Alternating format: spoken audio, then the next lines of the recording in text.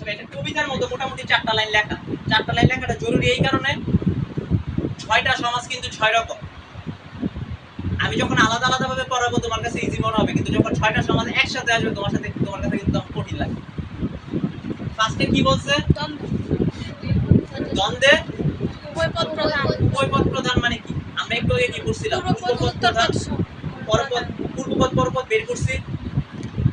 এখন এমন একটা সমস্ত পদ যদি তোমাকে দেয় যেটার মধ্যে পূর্বপদেরও প্রাধান্য আছে পরপদেরও প্রাধান্য আছে, তাকে আমরা কি বলবো? দ্বন্দ্ব সমাস। এই কারণে এই কবিতার মধ্যে প্রথমে বলা আছে দ্বন্দ্বে উভয়পদ প্রধান।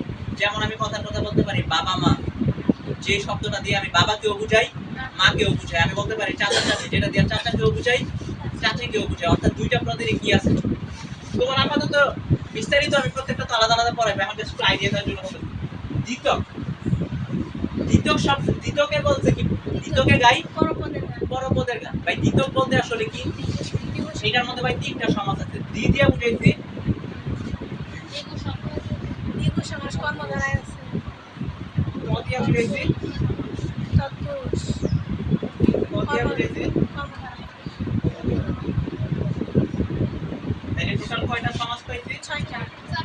এখন পর্যন্ত পাইছি 4টা। বহুব্রীহিতে নতুন অর্থ পাই। দ্বিতকে কি বলছে? পরপদের গান গাই বলতে কি বুঝাইছে? পরপদের অর্থ প্রাধান্য মানে পিছনের যে পদটা ওইটার অর্থই কি পাবে? প্রায়োরিটি পাবে।